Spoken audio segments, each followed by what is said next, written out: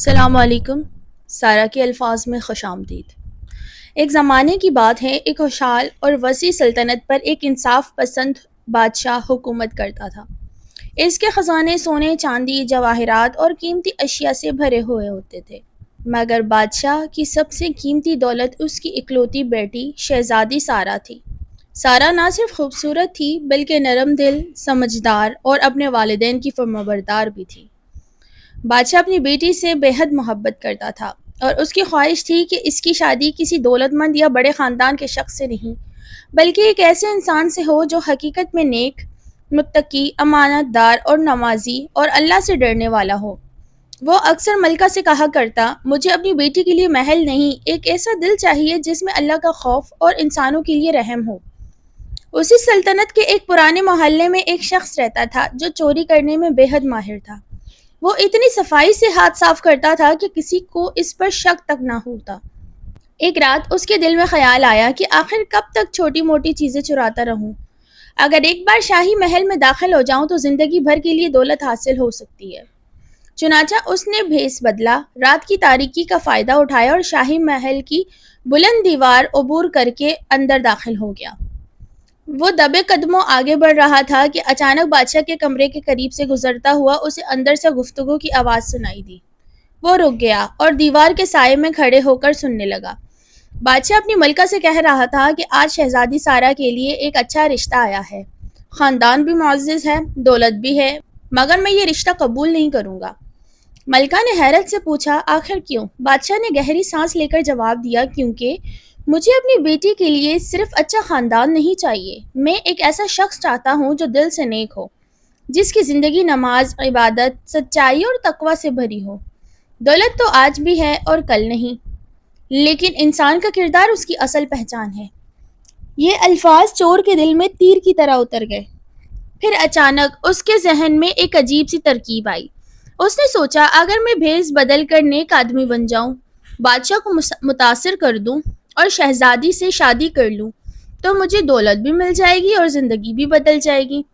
وہ اسی خیال کے ساتھ محل سے واپس نکل آیا، مگر اسے خود بھی معلوم نہیں تھا کہ اس رات اس کی زندگی کا سب سے بڑا موڑ آ چکا تھا۔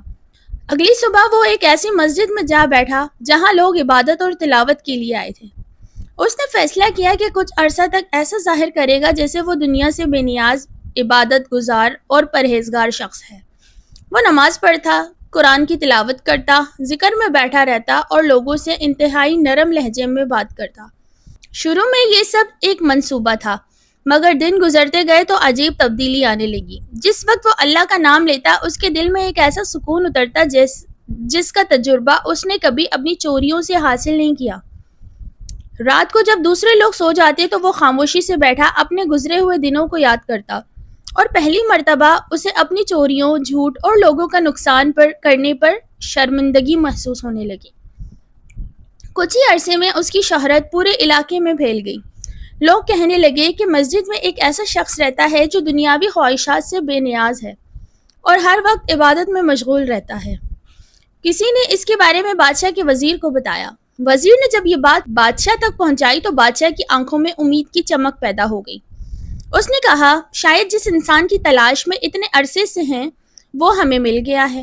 بادشاہ کے حکم پر وزیر اس شخص کو شاہی محل لے آیا۔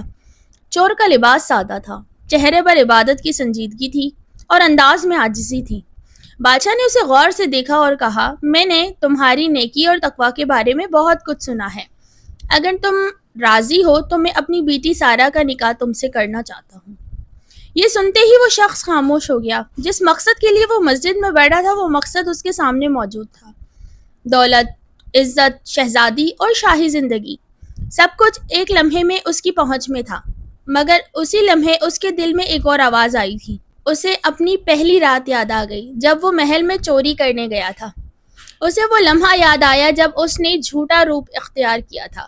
پھر اسے مسجد میں گزاری ہوئی وہ راتیں یاد آئیں، وہ سجدے یاد آئے جن میں اس کی آنکھوں سے بے اختیار آنسو نکلے تھے، وہ سکون یاد آیا جو اسے دنیا کی کسی چیز سے نہیں ملا۔ اس نے نظریں جھکا کر بادشاہ سے کہا، بادشاہ سلامت، میں آپ کی پیشکش قبول نہیں کر سکتا۔ بادشاہ حیران رہ گیا۔ اس نے پوچھا، کیوں؟ کیا تمہیں شہزادی پسند نہیں؟ کیا تمہیں شاہی زندگی قبول نہیں؟ وہ شخص کچھ لمحے کے لیے خاموش رہا، پھر اس نے فیصلہ کیا کہ اگر آج سچ نہ بولا تو اس کی ساری عبادت بھی ایک دھوکہ بن جائے گی۔ اس نے کہا، بادشاہ سلامت، حقیقت یہ ہے کہ میں وہ شخص نہیں تھا جسے آپ سمجھ رہے ہیں۔ میں ایک چور تھا۔ ایک رات شاہی محل میں چوری کرنے آیا تھا۔ اسی رات میں نے آپ کو اپنی ملکہ سے یہ کہتے سنا کہ آپ اپنی بیٹی کی شادی صرف ایک نیک اور متقی انسان سے کریں گے۔ تب میرے دل میں لالچ آیا اور میں نے نیک بننے کا ڈرامہ کر کے شہزادی تک پہنچنے کا منصوبہ بنایا، مگر مجھے معلوم نہیں تھا کہ اللہ کی عبادت کا یہ جھوٹا بہانہ ایک دن مجھے حقیقت کے سامنے کھڑا کر دے گا۔ مسجد میں بیٹھتے بیٹھتے میرے دل کی دنیا بدل گئی۔ اب مجھے چوری کی دولت، جھوٹ کی عزت اور دنیاوی لالچ سے نفرت ہو چکی ہے۔ میں نے اپنے تمام گناہوں سے سچی توبہ کر لی ہے، اس لیے میں آپ کی پیشکش بھی صرف اس وقت قبول کروں گا جب آپ مجھے میرے ماضی سمیت قبول کریں گے۔ بادشاہ کچھ دیر تک خاموش رہا، اسے دیکھتا رہا، پھر اس کے چہرے پر ایک ہلکی سی مسکراہٹ آئی۔ اس نے کہا، آج تم نے ثابت کر دیا کہ تم واقعی نیک بن چکے ہو۔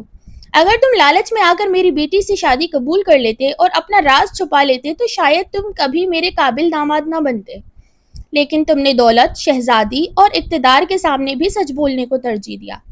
انسان کا ماضی اسے ہمیشہ کے لیے برا نہیں بناتا اگر وہ سچے دل سے اپنا راستہ بدلے۔